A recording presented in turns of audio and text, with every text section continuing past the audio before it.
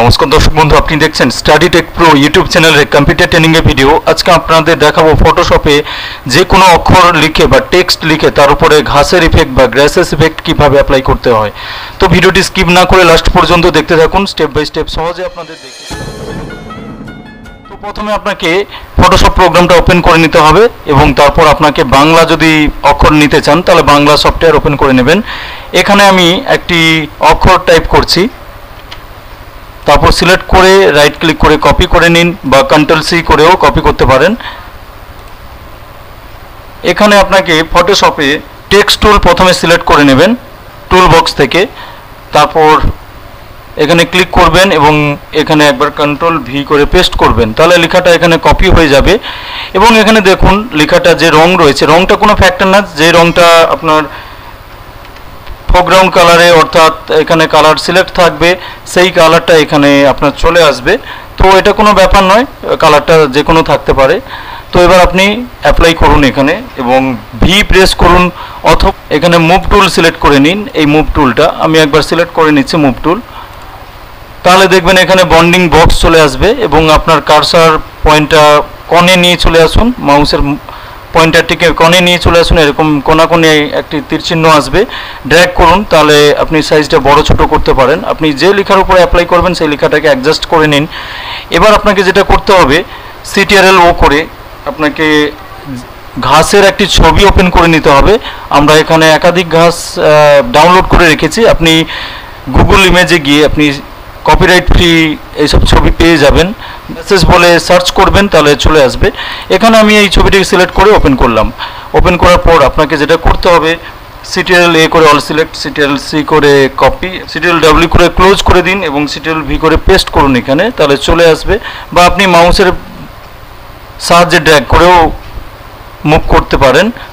তো এখানে দেখুন আমি নিয়ে চলে এসেছি এবং অ্যাডজাস্টমেন্ট করছি। আপনি অ্যাডজাস্টমেন্ট করে নেবেন লেখাটাকে জাস্ট কভার করার জন্য।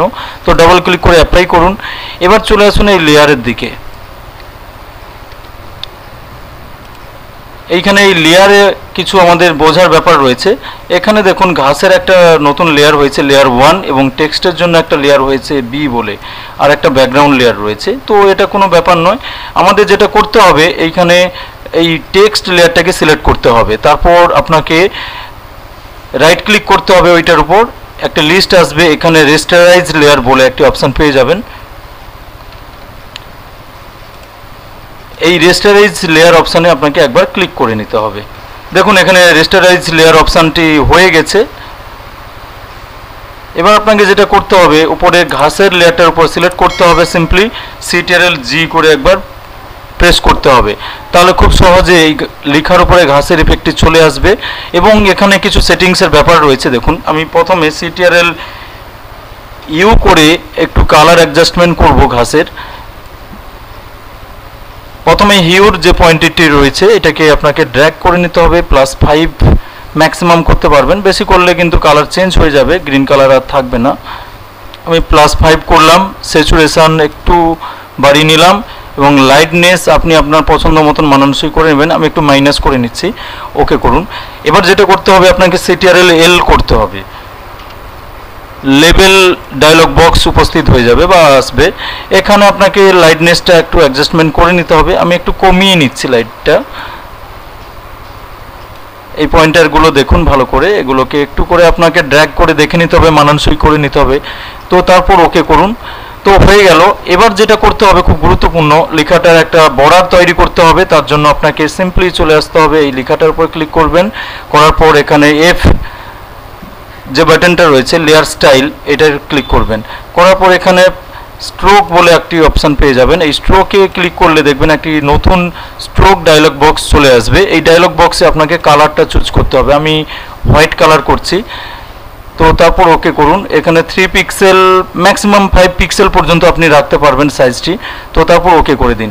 তো ঠিক আছে, এবার আমরা চলে আসবো ব্যাকগ্রাউন্ডে। এই ব্যাকগ্রাউন্ডে ক্লিক করার পর এখানে গ্রেডিয়েন্ট টুল, এই গ্রেডিয়েন্ট টুলটা লক্ষ্য করুন। এখানে এই গ্রেডিয়েন্ট টুল নিয়ে আপনাকে যেটা করতে হবে, উপরের দিকে এখানে কালার রয়েছে, কালার ইফেক্ট, আপনি যে কালার ইফেক্টটা দিতে চাইছেন সেই কালার ইফেক্ট নিয়ে নিন। আমি ব্ল্যাকের সঙ্গে হোয়াইট কালারের ইফেক্ট নিচ্ছি। অন্য কালার ইফেক্টও নিতে পারেন, কোনো ব্যাপার নয়। তো আমি ব্ল্যাকের সঙ্গে হোয়াইট এইটা নিচ্ছি, নেওয়ার পর ওকে করলাম। এবং এখানে যে স্টাইলগুলো রয়েছে আমি কার্ভ স্টাইল নিচ্ছি বা ফোল্ড, এই অ্যাঙ্গেল স্টাইলটা নেওয়ার পর আপনাকে কোনাকুনি ড্র্যাগ করতে হবে মাউস পয়েন্টার, তাহলে দেখবেন এরকম একটি ইফেক্ট চলে আসবে। তো এরপর যেটা করতে হবে, মুভ টুল নিয়ে এই লেখাটাকে বা এটাকে সিলেক্ট করতে হবে, তাহলে দেখবেন একটা সমস্যা হবে, এরকম একটি সমস্যা হচ্ছে। তো এটাকে আপনাকে সলভ করতে হবে। কি করে সলভ করবেন, তার জন্য এখানে লিঙ্ক বাটন পেয়ে যাবেন। এই লিঙ্ক বাটনে আপনাকে একবার ক্লিক করতে হবে, অর্থাৎ উপরের একটা লেয়ার সিলেক্টেড অবস্থায় তার নিচের এই লিঙ্ক বাটনে একবার ক্লিক করতে হবে। তো আমি ক্লিক করে দেখাচ্ছি, দেখুন।